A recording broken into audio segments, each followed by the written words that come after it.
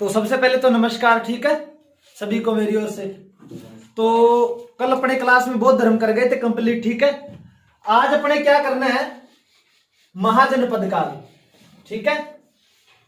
जैसे मैंने वैदिक सभ्यता में बताया था आपको कि जो सुव्यवस्थित क्या था कि अपना प्रशासनिक तंत्र जो था उसकी सबसे छोटी इकाई क्या थी, परिवार थी। सबसे छोटी इकाई क्या थी, थोड़ा सा फिर से दोहरा रहा हूं मैं, परिवार थी, ठीक है। परिवार के बाद में क्या होता है, कुछ परिवार मिलकर के कुल बनाते हैं। क्या बनाते हैं, कुल बनाते हैं।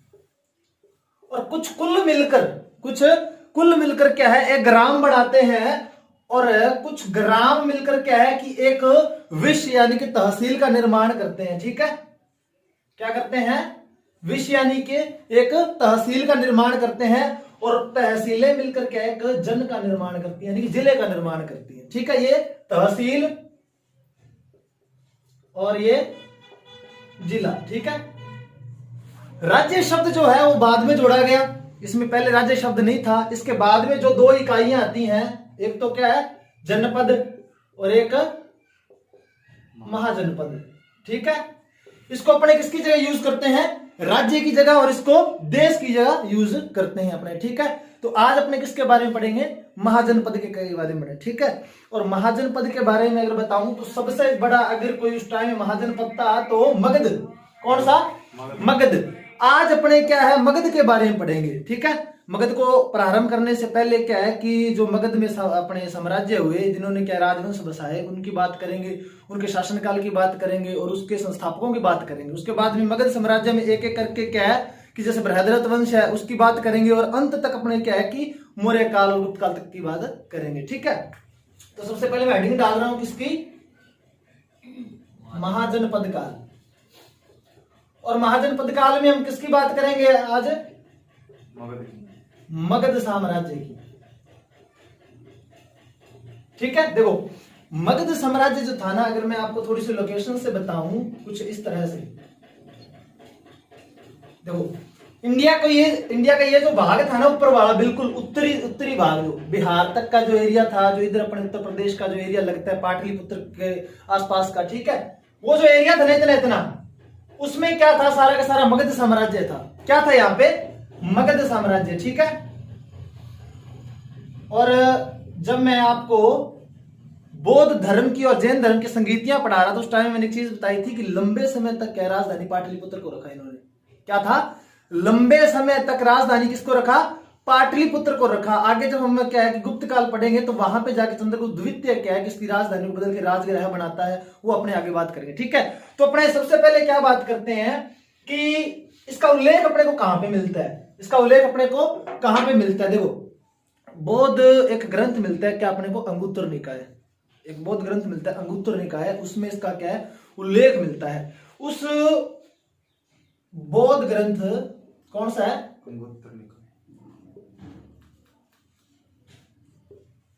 अंगुत्तर निकाय। इस अंगुत्तर निकाय की अगर बात की जाए तो इस अंगुत्तर निकाय में क्या है कि 16 महाजनपद, कितने, 16 महाजनपद और 10 गणराज्यों का उल्लेख मिलता है अपने को। कितने, एक तो 16 महाजनपद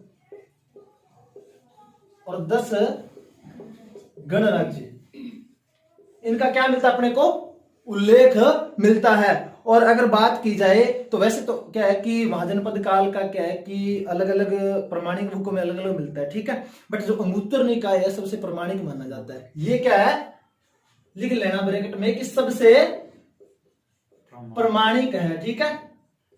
इसमें सही प्रमाण मिला है कहने का मतलब। और अगर इसमें बात की जाए, एक जैन ग्रंथ हो रहा है, एक जैन ग्रंथ है, नाम मिलता है अपने को उसका भगवती सूत्र। क्या नाम मिलता है अपने को, भगवती सूत्र है, जिसमें क्या है कि जो महावीर स्वामी होते हैं, कौन, जैन धर्म के वास्तविक संस्थापक महावीर स्वामी, उनके समकालीन जो राज्य हुए, जो राजा हुए, उनके क्या है टाइम की जितनी भी घटनाएं हैं या फिर वो राजा हुए उनका शासनकाल किसके समकालीन मिलता है अपने को, भगवती सूत्र में महावीर स्वामी के, ठीक है। तो इसमें जो भगवती सूत्र है इसमें क्या है कि महावीर स्वामी के समकालीन जो क्या हुए, एक तो राज्य, ठीक है, एक तो राज्य और एक महाजन पद, उनका अपने को क्या मिलता है, इसमें उल्लेख मिलता है भगवती सूत्र में।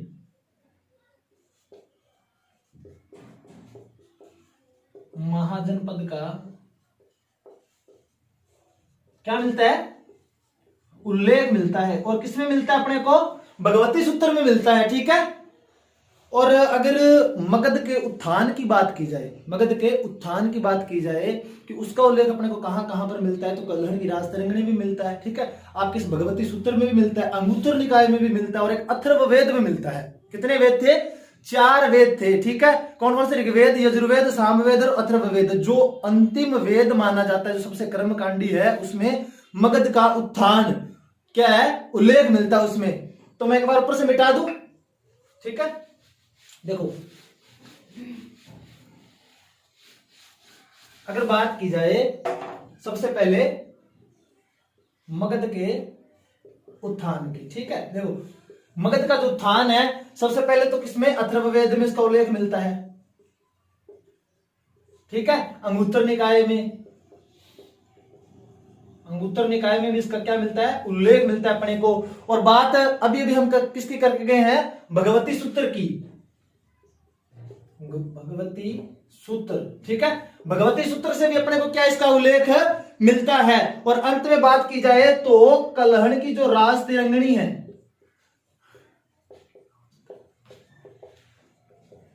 कल्हण की जो राज तिरंगिणी है, उससे भी क्या है अपने को क्या इसका उल्लेख मिलता है। यानी कि जो मगध के उत्थान की, मगध का जो उत्थान किस तरह से हुआ, पहले मगध क्या है कि एक महाजन पद किस तरह से बसा, और किस तरह से धीरे धीरे इसमें जो राजवंश हुए, कितने राजवंश हुए, उसके बारे में हम उल्लेख कर रहा हूं, ठीक है। इसका उल्लेख मिलता है अपने को राज तिरंगिणी में, हाँ, कल्हण की जो राज तिरंगिणी है, ठीक है। अच्छा, अब मैं यहां पे लिख रहा हूं कि मगध में जो राजवंश हुए, मगध में राजवंश, क्रम से लिखूंगा, ठीक है, एक एक क्रम से। पहले अपने राजवंश और उनके संस्थापकों की बात कर लेते हैं, उनके जो टाइम है उसकी बात कर लेते हैं, फिर एक एक के बारे में, उनमें जो शासक हुए उनके बारे में, उन्होंने क्या क्या किया, क्या क्या मुख्य घटनाएं हैं, क्या युद्ध हुए, उनकी बात करेंगे अपने, ठीक है। तो ऊपर से क्रमवाइज लिखता हूं मैं, एक बार बिठा दूं क्या, देखो। अच्छा, अब मैं एक तरफ तो लिख रहा हूं क्या, इधर तो लिख रहा हूं मैं राजवंश, ठीक है, इधर इनका समय लिखूंगा, और इधर संस्थापक, ठीक है। एक एक करके अपने कंप्लीट कर लेते हैं। सबसे पहले अगर बात की जाए तो बृहद्रथ राजवंश, सबसे पहले बृहद्रथ राजवंश, ठीक है। देखो, जो बृहद्रथ राजवंश है वो सबसे पहले माना जाता है, ठीक है। और इसका जो समय है, किसका, इसका जो समय है वो थोड़ा सा अज्ञात माना जाता है कि ये कब बसा कब नहीं, तो इसका समय थोड़ा सा क्या है, अज्ञात माना जाता है। और इसके संस्थापक बृहद्रथ माने जाते हैं। कौन है, बृहद्रथ माने जाते हैं, ठीक है। ये देखो, मगध पर जितने भी राजवंश है ना, वो सारे के सारे इसमें आ जाएंगे क्रम वाइज, यानी इससे बाहर नहीं जाएगा कोई भी। जितने ही राजवंश होंगे और इनके अंदर जो शासनकर्ता होंगे, बस उसके बारे में अपने को जानकारी लेनी बाकी रह जाएगी, ठीक है। इसके बाद में बसता है कौन है, हर्यंक वंश। इसके बाद में हर्यंक वंश, हर्यंक वंश की अगर बात की जाए 545 ईसा पूर्व से, जो ईसा पूर्व है वो तो पता है ना क्यों लगता है, ईसा मसीह के जन्म से जो पहले पहले का जो काल है उल्टा चलता है, ये ध्यान में रख लेना, ये क्या है, उल्टा चलेगा, ठीक है। एक तक आएंगे हम।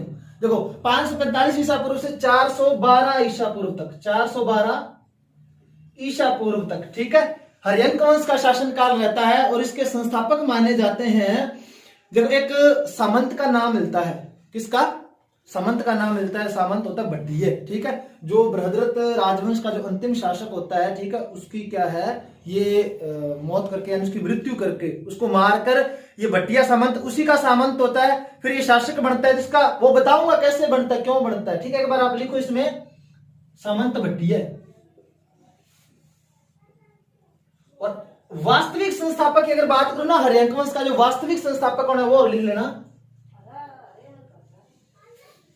जो वास्तविक संस्थापक है किसका, हर्यंक वंश का वास्तविक संस्थापक माना जाता है बिंबिसार को। किसको, बिंबसार या फिर बिंबिसार। ठीक है, बिंबसार या फिर बिंबिसार। देखो दो नाम मिलते अपने को, बिंबसार और एक बिंदुसार, दोनों में थोड़ा सा अंतर है। बिंदुसार तो कब हुए, जब अपने मौर्य काल पढ़ेंगे तब। ठीक है, बिंबिसार महाजनपद काल मगध साम्राज्य में अपने को हर्यंक वंश में नाम मिलता है। दोनों में कंफ्यूजन नहीं होना चाहिए, पहले है और वो बाद में है। ठीक है, ये पहले और वो बाद में। ठीक है, इसके बाद में देखो हर्यंक वंश के बाद में राजवंश बसा नागवंश। कौन सा, नागवंश। 412 से खत्म हुआ तो 412 ईसा पूर्व से अगर बात की जाए तो तकरीबन 344 ईसा पूर्व कौन सा वंशज हुआ, नागवंश। और अगर इसके संस्थापक की बात की जाए तो शिशुनाग। कौन सा संस्थापक कौन था, शिशुनाग। ठीक है, अच्छा नंबर 4 राजवंश कौन सा हुआ, नंदवंश। घनानंद को हराकर ही तो क्या है कि मौर्य वंश की क्या हुई थी, नींव डली थी। अगर नंदवंश की बात की जाए तो 344 ईसा पूर्व से तकरीबन 323 ईसा पूर्व, 323 ईसा पूर्व। ठीक है, किसकी, नंदवंश के शासनकाल का ये समय है। और नंदवंश की अगर बात की जाए तो एक बंदे का नाम मिलता है महापद्मनंद। क्या नाम मिलता है, महापद्मनंद। ठीक है, महापद्मनंद क्या है, इसके संस्थापक माने जाते हैं। जब क्या होता है कि नंदवंश का अंतिम शासक घनानंद जो होता है मगध साम्राज्य पर, उसको क्या है कि चंद्रगुप्त नाम का एक व्यक्ति होता है, वो हराकर क्या है कि मौर्य वंश की नींव डालता है। ठीक है, कौन है, चंद्रगुप्त। ठीक है, तो मौर्य वंश मगध साम्राज्य पर। ठीक है, देखो मौर्य वंश जब खत्म होता है ना, देखो ये अपने क्या पढ़ रहे थे कि महाजनपद पढ़ रहे हैं। महाजनपद में क्या है कि सबसे पहले बृहद्रथ राजवंश आ गया, फिर हर्यंक वंश, नागवंश, नंदवंश और मौर्य। मौर्यों के बाद में क्या है, कुषाण, शाक्य और उनका क्या हो जाता है, अधिकार हो जाता है। ठीक है, उसके बाद में क्या है कि जब वो शासन करते हैं तो जो उत्तर भारत होता है उसमें राजनीतिक एकता की मतलब स्थापना करने की कोशिश करते हैं, बट होती नहीं। उसके बाद में जब क्या है कि कुषाणों के बाद में गुप्त काल आता है, गुप्तों ने क्या है कि मौर्यों के बाद में राजनीतिक एकता स्थापित करने की कोशिश की। कहां पर, उत्तरी भारत में, क्योंकि अपने उत्तरी भारत के ही आर बार घूम रहे अभी। ठीक है, तो मौर्यों की बात करते हैं। जो मौर्य वंश जो था 323 ईसा पूर्व। देखो ये 323 भी मिलता है और 322 भी मिलता है। क्यों मिलता है, अगर आपको याद हो तो क्या है कि यूनानियों ने क्या किया था, आक्रमण किया था। उनकी जो आक्रमण की तिथि है ना, उसको आधार बनाकर क्या है कि इन्होंने क्या है कि सेट किया है किसको, शासनकाल को, मौर्य से। ठीक है, तो मौर्य के शासन 322 भी मिल सकता है आपको, 323 भी मिलेगा। अपने क्या 323 पे चलते हैं, क्योंकि अपने क्या यूनानी आक्रमण के हिसाब से चल रहे हैं। 323 ईसा पूर्व से 200 अपने को मिलता है, 185 ईसा पूर्व मिलता है। कितना, 185 ईसा पूर्व। और चंद्रगुप्त मौर्य क्या है, इसके संस्थापक है। ठीक है, ये बात आप यहां तक लिख लो।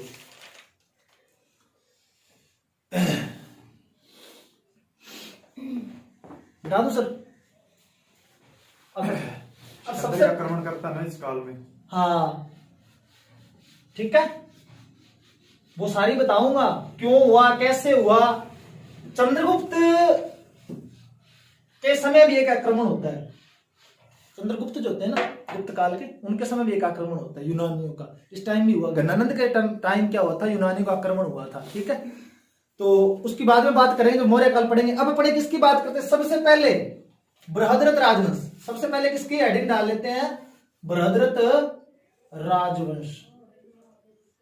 ठीक है, संस्थापक अपने को पता है कौन है संस्थापक, बृहद्रथ नाम का एक व्यक्ति होता है जो प्रथम शासक माना जाता है। किसका, बृहद्रथ राजवंश का प्रथम व्यक्ति जो बृहद्रथ है, और वो ही संस्थापक माना जाता है। दूसरे व्यक्ति का नाम मिलता है जरासंध।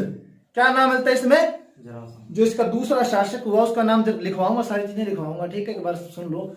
जरासंध नाम मिलता है दूसरे व्यक्ति का।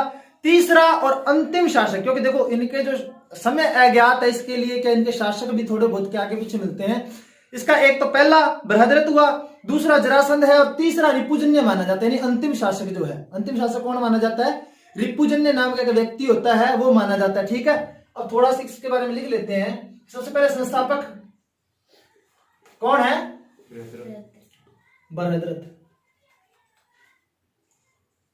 बृहद्रथ माना जाता है और ये प्रथम शासक है। ठीक है, ये अपना बृहद्रथ राजवंश का प्रथम शासक है। और दूसरा जो शासक माना जाता है मगध साम्राज्य की, अगर बात करूं ना मैं, तो देखो मोस्ट इंपोर्टेंट एक तो हर्यक वंश, कौन सा? एक तो हर्यक वंश आ गया अपना। ठीक है, और एक पूछा जाता हर्यक वंश में बिंबिसार के बारे में ज्यादा पूछा जाता है क्योंकि मोस्ट इंपोर्टेंट है ना अपने शासक। उसके बाद में अगर मैं बात करूं तो नंद वंश के अंत में जाके अपने को क्या है कि कुछ एक दो बंदों का अपने को पढ़ना है। और फिर क्या है कि लास्ट अपने को मौर्य काल सबसे ज्यादा इंपॉर्टेंट है। वहां पे जो व्यक्ति आएंगे उनके बारे में ज्यादा, क्योंकि क्वेश्चन जहां से उठते हैं अपने को वहीं पे ज्यादा टिप्पणियां देनी है। इसके बारे में इतना नहीं पूछा जाता, इसीलिए अपने को क्या है शासकों के नाम। देखो दूसरा शासक कौन सा है इसका? जरासंध। और अंतिम शासक मिलता है अपने को इसमें किसका? बृहद्रथ राजवंश का अंतिम शासक अपने को रिपुजन्य नाम मिलता है। क्या नाम मिलता है? रिपुजन्य नाम मिलता है। ठीक है, देखो बृहद्रथ जो थे उन्होंने अपनी राजधानी सबसे पहले किसको बनाया? गिरिबज्र को। किसको बनाया? गिरिबज्र को बनाया। देखो बृहद्रथ जो था वो संतानहीन था, यानी कि उसके कोई भी संतान नहीं थी।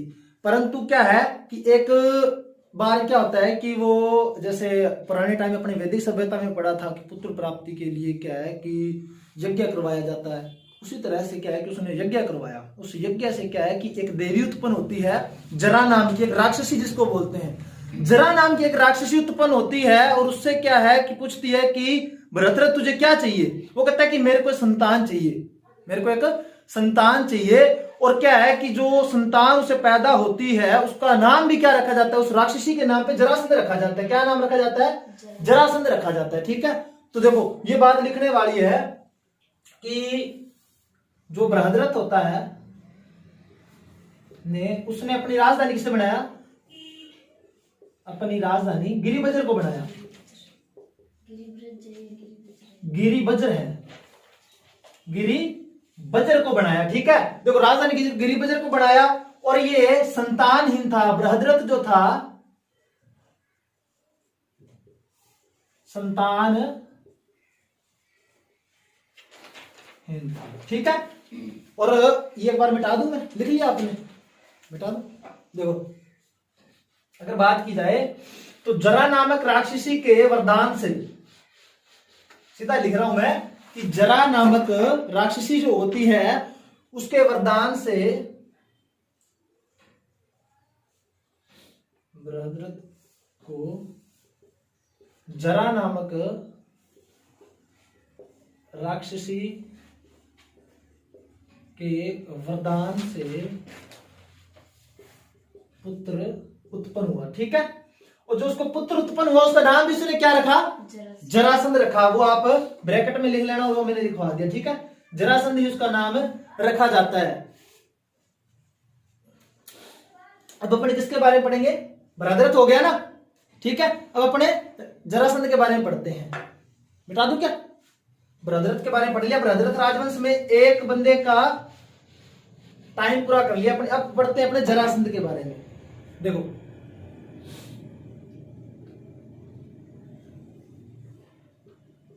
देखो तो जरासंध है ना, जो श्री अपने को मध्य भगवत पुराण जो मिलता है, ठीक है, उसके अनुसार क्या है कि जो जरासंध है वो भगवान श्री कृष्ण, किसके?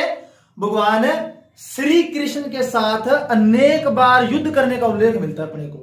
देखो किस टाइम की बात हो रही है, किस टाइम की बात हो रही है, सुनो। श्री कृष्ण यानी कि जो श्री भगवान कृष्ण जी हैं अपने उसके समकालीन हैं। कौन? जरासंध। इसका अपने को पता चल रहा है ना। देखो ये सबसे बड़ी इंपॉर्टेंट बात जान पड़ती है, किसमें? नोट लगा के लिखने वाली चीज है कि श्री जो मध्य भगवत पुराण जो है, किसमें अपने को लेख कहां पे मिल रहा है? श्रीमद् भगवत पुराण में क्या है अपने को इस चीज का उल्लेख मिल रहा है कि श्री कृष्ण भगवान के साथ अनेक बार युद्ध किसने किया? जरासंध ने। ठीक है, इसमें उल्लेख मिलता है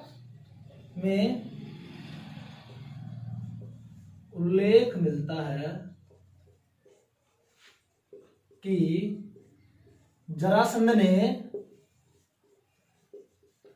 श्री कृष्ण भगवान के साथ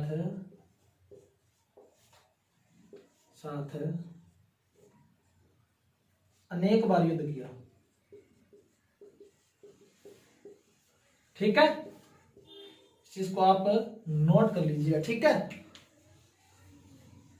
अनेक बार इसने युद्ध किया और कहा जाता है कि ये जो जरासंध जो था, इसने अनेक बार श्री कृष्ण भगवान के साथ युद्ध किया। बट एक चीज मिलती है अपने को कि जो पांडुपुत्र भीम होता है उसके हाथों ये मल्ल युद्ध में मारा जाता है। देखो एक चीज और याद रखना, जो मल्ल गणराज्य जो है ना, इसमें क्या अपने को दो महाजनपद मिलते हैं अपने को, दो, यानी कि अपने को इसमें क्या है, महाजनपद मिलते हैं। वो आगे बताऊंगा मैं आपको। ठीक है, जो मल्ल एक स्थान का नाम है मगध साम्राज्य में। देखो मल्ल युद्ध में क्या है कि पांडुपुत्र जो भीम होता है उसके हाथों मारा जाता है कौन? जरासंध। ठीक है, उसकी मृत्यु कैसे होती है? पांडुपुत्र भीम के हाथों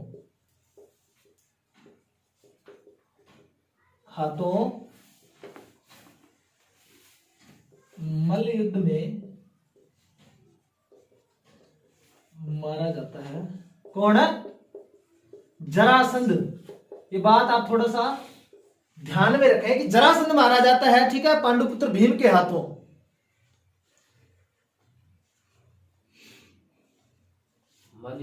हाँ, मल्ल युद्ध में। मल्ल एक स्थान का नाम है, मल्ल का युद्ध होता है, उसमें मारा जाता है। अब अपने बात किसकी करेंगे? अंतिम शासक है कौन? रिपुजन्य। मिटा दो। अब देखो बृहद्रथ राजवंश के अंतिम शासक की बात करते हैं, नाम मिलता है रिपुजन्य। देखो नंबर 3 और लिख रहा हूं मैं क्या? अंतिम शासक। जो इसका अंतिम शासक हुआ कौन? रिपुजन्य है। देखो इसके अनेक सामंत थे। इसके क्या थे? अनेक सामंत थे। उसी में से एक सामंत का नाम मिलता है, क्या नाम मिलता है? सामंत भट्टिय। सामंत भट्टिय। ठीक है, जो सामंत भट्टिया होता है वो क्या करता है कि रिपुजन्य को पराजित कर, किसको? रिपुजन्य को, यानी कि रिपुजन्य को कौन कर देता है? भट्टिया क्या कर देता? पराजित कर देता है। और पराजित करने के बाद में क्या है कि मगध पर किस वंश की नींव डालता है? हर्यंक वंश की। किसकी? हर्यंक वंश की नींव डालता है। ठीक है, किसको पराजित कर? अंतिम शासक रिपुजन्य है बृहद्रथ राजवंश का। उस अंतिम शासक को किसने पराजित कर दिया? सामंत भट्टिया ने। उसका जो सामंत होता है भट्टिया है, वो उसको पराजित कर देता है रिपुजन्य को, और फिर किस वंश की नींव डालता है? हर्यंक वंश की।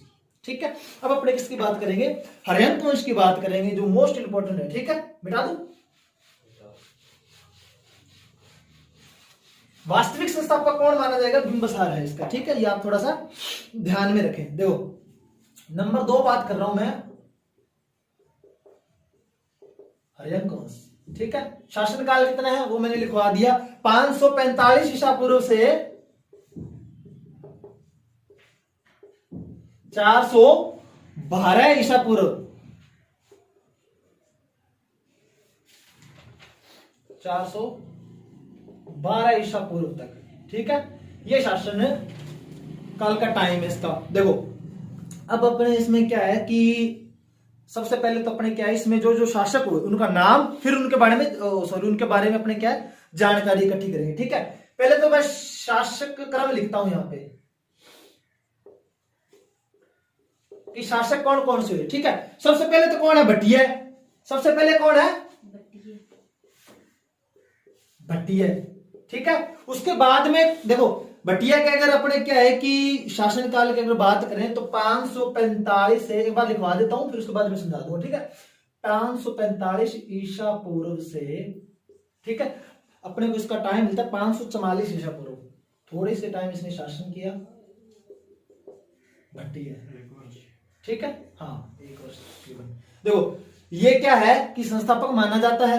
ये क्या है? संस्थापक, प्रथम शासक है ये। एक चीज लिख लेना साथ में, प्रथम शासक है ये किसका? हर्यंक वंश का प्रथम शासक है और संस्थापक भी है। वास्तविक आगे आएगा, ये संस्थापक भी माना जाता है हर्यंक वंश का और प्रथम शासक भी है। नंबर 2 पे नाम मिलता है अपने को किसका? बिंबसार का। नंबर 2 पे किसका नाम मिलेगा अपने को? बिंबसार का नाम मिलता है। ठीक है, देखो बिंबसार का जो शासनकाल है वो 544 ईसा पूर्व से 491 यानी 91 ईसा पूर्व, 491 ईसा पूर्व तक अपने को क्या इसके शासनकाल का टाइम मिलता है। और अगर बात की जाए, ये वास्तविक संस्थापक माना जाता है किसका? बिल्कुल, हर्यंक वंश का क्या है? वास्तविक संस्थापक बिंबसार माना जाता है। और बिंबसार के बारे में बड़ी तगड़ी स्टोरियां मिलती हैं किसमें? अपने को मगध साम्राज्य के अंदर, क्योंकि ये महान शासक हुए हैं ना। ठीक है, इसी के बाद में इसके उत्तर का नाम मिलता है अपने को अजात शत्रु। बहुत ही मोस्ट इंपॉर्टेंट है ये। ठीक है, अजात शत्रु। अजात शत्रु का अगर बात करें तो हमें 491 ईसा पूर्व से अपने को टाइम मिलता है 459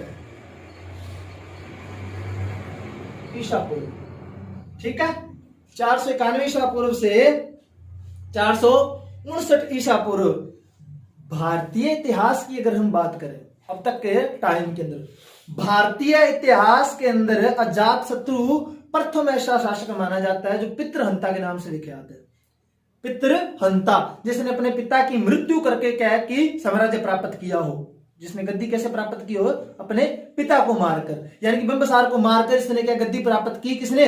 अजात शत्रु ने। तो इसके बारे में एक चीज विख्यात है, प्रथम भारतीय इतिहास का लिख लेना, भारतीय इतिहास का मोस्ट वन लाइन क्वेश्चन है ना ये, एक के लाइन में लिखवा रहा हूं, बाद में इनके बारे में पढ़ेंगे तब खूब बातें लिखेंगे। भारतीय इतिहास का प्रथम पितृहंता, पितृहंता पिता को मारने वाला, पिता की हत्या करने वाला। ठीक है, भारतीय इतिहास का प्रथम पितृहंता है ये। अच्छा, उसके बाद में अगर बात की जाए तो कुछ शासक अपने को मिलते हैं, कुछ शासकों का नाम मिलता है जिनका शासनकाल इकट्ठा ही है। एक तो नाम मिलता है उदायीन, नाम इसका आपको उदयभद्र भी मिलेगा। आपको क्या नाम मिलेगा?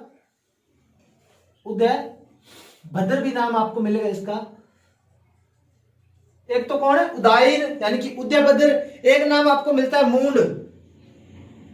क्या नाम है ये? इसके वो है, क्या नाम है? शासनकर्ता है। ठीक है, शासक है इसके, किसके? हर्यक वंश के, जिनका शासनकाल आपको इकट्ठा ही मिलता है। मूंड। एक है नागदशक। कौन सा? नागदशक। ठीक है, अगर इनके शासनकाल की बात की जाए, तीनों का इकट्ठा शासनकाल मिलता है अपने को 432 ईसा पूर्व से ईसा पूर्व से 412 ईसा पूर्व। कितना? 412 ईसा पूर्व। ठीक है, ये शासक हुए, ये अंतिम शासक है, लिख लेना, ये अंतिम शासक है किसका? हर्यंक वंश का अंतिम शासक है। कौन? नागदशक। इसमें सबसे पहले भट्टिया हुआ, प्रथम शासक संस्थापक माना बिंबसार वास्तविक संस्थापक है, फिर अजात शत्रु है, फिर उदायन या उदयभद्र, फिर मूंड, फिर नागदशक अंतिम शासक है। ठीक है, अब अपने क्या है कि सबसे पहले स्टार्ट करते हैं, लिख लो आप इसको।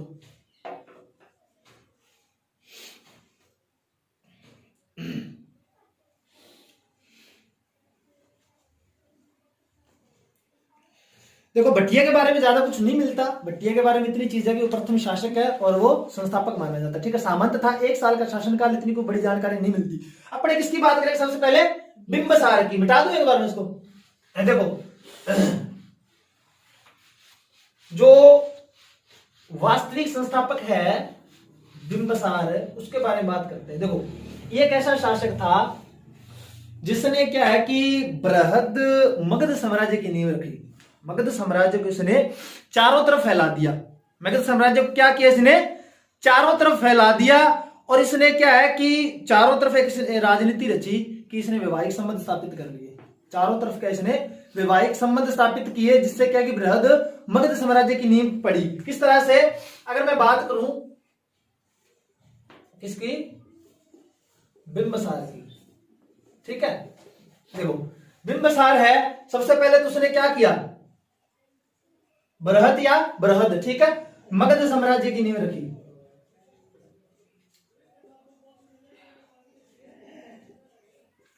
नींव रखी। अच्छा, उसके बाद में उसने क्या किया कि बृहद, देखो मगध साम्राज्य की नींव रखनी है तो कुछ ना कुछ तो ऐसा करना पड़ेगा ना, कुछ चाल चलनी पड़ती है। तो इसने क्या किया कि चारों तरफ अपने जितने भी जो राज्य थे उनके साथ वैवाहिक संबंध स्थापित किए। क्या किए, वैवाहिक संबंध स्थापित किए।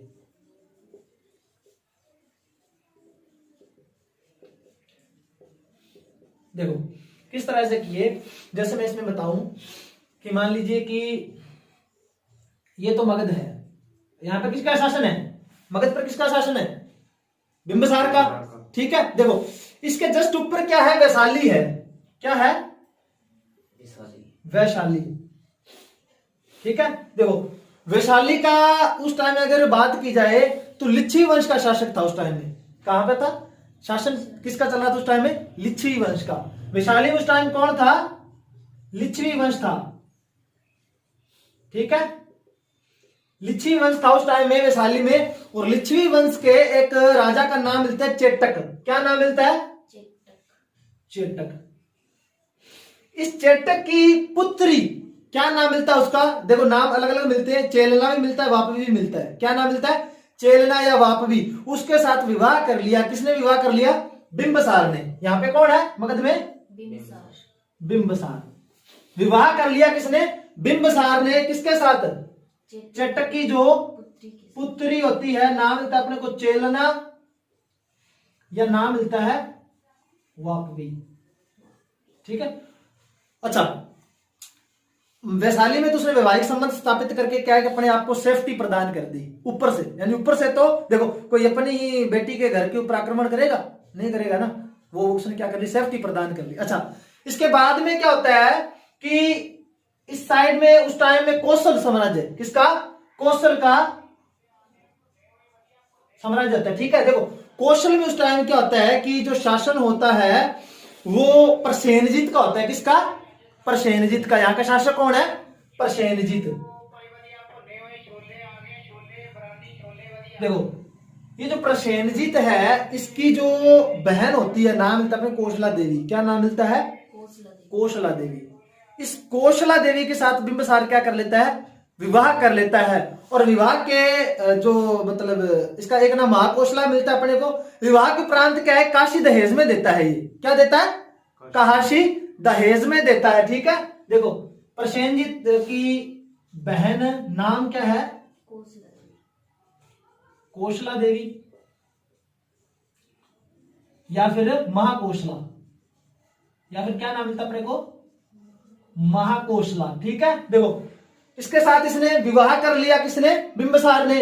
और कौशल के जो शासक होते हैं राजा यानी प्रसेनजित, वो क्या करते हैं, इसको दहेज में क्या देते हैं, काशी, काशी दहेज में दिया। और ये काशी बाद में वापिस भी ले लेते हैं जब क्या होता है कि बिंबिसार को क्या है कि अजातशत्रु मार देते। देखो अपने जमाई को मार देगा तो अपने फिर उसके साथ मुकाबला तो होगा ना। अब अजातशत्रु के साथ जब मुकाबला होता है किसका, कौशल खड़ा हो जाता है, उधर से वैशाली भी खड़ा हो जाता है।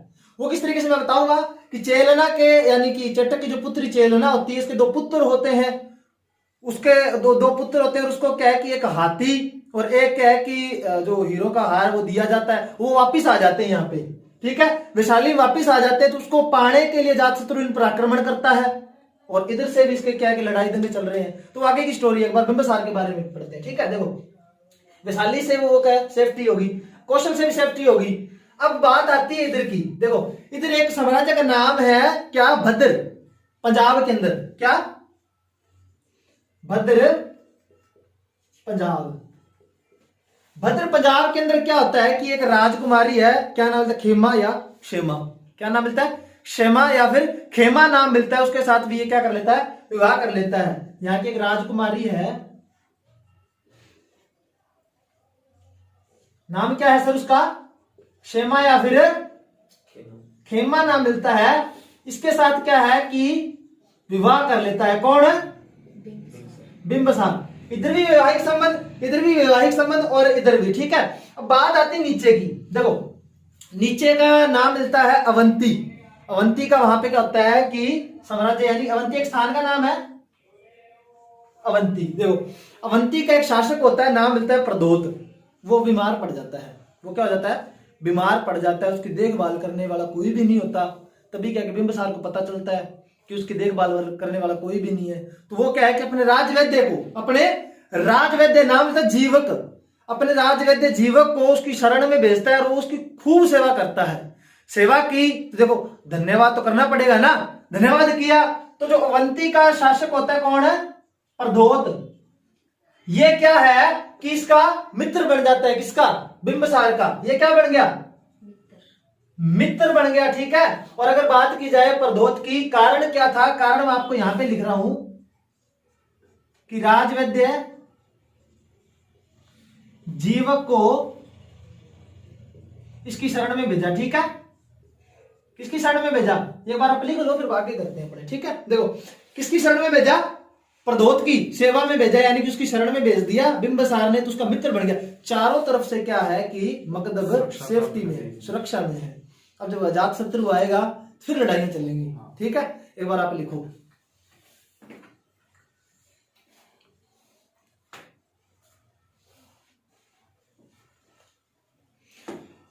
और इसके बारे में लिख लेना कि ये पांडु रोग, जिसको पीलिया कहते हैं ना अपने, पांडु रोग पीलिया से ग्रसित था। कौन है?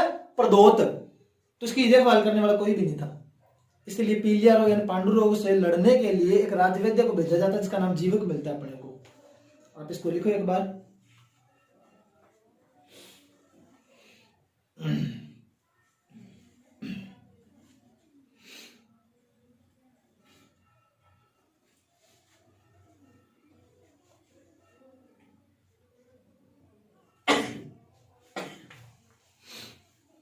ऊपर से मिटा दो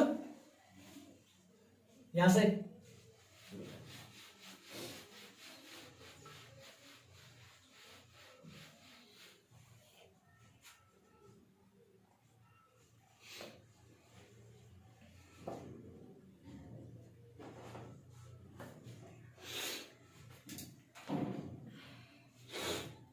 समझ में तो आ रही है ना बात? ये थोड़ा ज्यादा हो गया ना बोर्ड पे,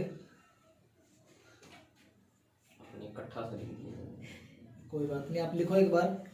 कुछ बातें और हैं बिंबिसार के बारे में, फिर अपने कल क्या है अजात शत्रु पढ़ेंगे। ठीक है, मिटा दो सर। अब देखो चारों तरफ से सेफ्टी है बिंबिसार को। बिंबिसार की अगर बात की जाए ना तो इसका क्या है कि जैन ग्रंथों में नाम मिलता है अपने को श्रोणिक या श्रेणीय। क्या नाम मिलता है? ये लिख लेना आप, क्योंकि इंपॉर्टेंट है ना, नोट लगा लिख लेना कि जैन ग्रंथों में। अब क्यों जैन ग्रंथों, वो भी बताऊंगा। देखो जैन ग्रंथों में इसका नाम है श्रेणिक या फिर श्रोणीय नाम मिलता है अपने को। ठीक है, किसका? बिंबिसार का श्रोणिक या श्रेणीय मिलता है। ठीक है, श्रेणिक या श्रेणिक या फिर अपने को नाम मिलता है इसमें श्रोणिक। अब देखो ये जो बिंबिसार होते हैं ये महात्मा बुद्ध और महावीर स्वामी के समकालीन होते हैं। क्या होते हैं? समकालीन होते हैं। और उनकी बात की जाए यानी कि महावीर स्वामी यानी कि जैन धर्म, वह महात्मा बुद्ध के क्या होते हैं? समकालीन होते हैं दोनों के। और अगर बिंबिसार की बात की जाए ना, देखो जो जैन धर्म है, कौन सा जैन धर्म, उसका तो ये अनुयायी होता है। क्या होता है? यानी कि एक सिर्फ और सिर्फ क्या है? सदस्य है। सिर्फ और सिर्फ क्या? एक सदस्य है। जैसे अन्य सदस्य होते हैं वैसे के वैसे एक सदस्य है। कौन? बिंबिसार, जैन धर्म का यानी कि महावीर स्वामी का। और महात्मा बुद्ध की अगर बात की जाए यानी कि बौद्ध धर्म की, तो ये उसका उपासक होता है। क्या होता है? उपासक होता है, यानी इसकी उपासना करता है, ये उसको मानता है ये। ठीक है, कौन? अपना बिंबिसार। ठीक है, और बिंबिसार के बारे में अंतिम बात बता रहा हूं कि जो इसकी जो पत्नी होती है चेटक की पुत्री चेलना यानी वापवी, ठीक है, उसके क्या होते हैं, 2 पुत्र होते हैं। किसके?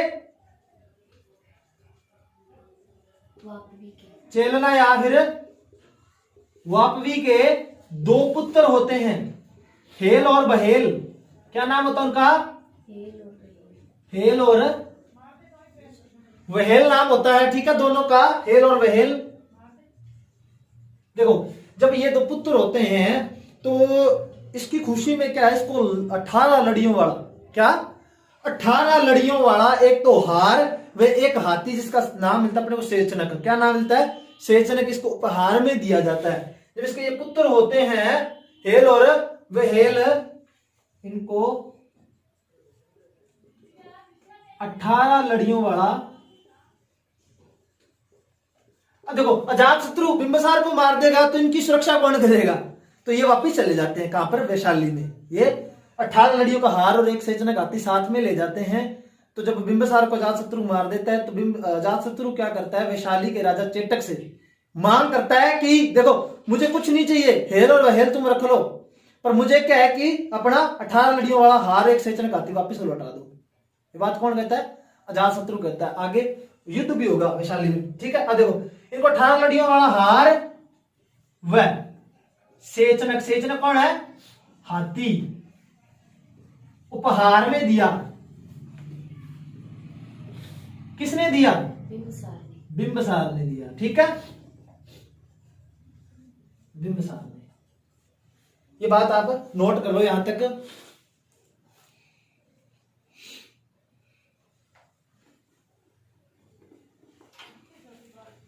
थोड़ी सी स्टोरी बता देता हूं अजात शत्रु के बारे में, ताकि कल थोड़ा सा लिखना आसान हो जाएगा।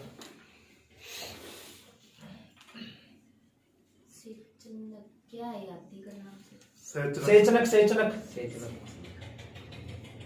हाथी का नाम है सेचनक।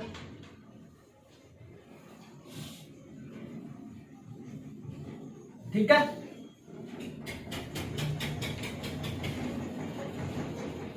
तो देखो अब क्या होता है कि जब अजात शत्रु क्या कर देगा आगे कि जब बिंबिसार को बिल्कुल क्या खत्म कर देगा यानी मार देगा, तब क्या होता है कि जब ये वापिस चले जाते हैं, मैं कह रहा हूं जैसे कि ये 18 लड़ियों का हार देता है, सेचनक हाथी की मांग करता है कौन? अजात शत्रु। तो वहां पर क्या होता है कि इसका युद्ध होता है, किसके साथ है? कौशल के साथ में, सॉरी वैशाली के साथ में इसका युद्ध होता है। और वहां पर क्या है कि इसकी हार होती है, किसकी? अजात शत्रु की। अजात शत्रु हार जाता है और हारने के बाद में इसको बंदी बना लिया जाता है। बंदी बनाने के बाद में इसको जेल में डाल दिया जाता है। जब इसको जेल में डाल दिया जाता है तो जो ये इसको सॉरी जो इसका कौशल का जो राजा होता है प्रसेनजित, वहां पे ये जेल में होता है। तो वहां पे क्या होता है, इससे संधि होती है प्रसेनजित के साथ में। संधि क्यों होती है उसका कारण मैं कल ही बताऊंगा आपको, टाइम की थोड़ी सी लिमिट है, ठीक है, वो कल बताऊंगा आपको मैं। ठीक है, धन्यवाद।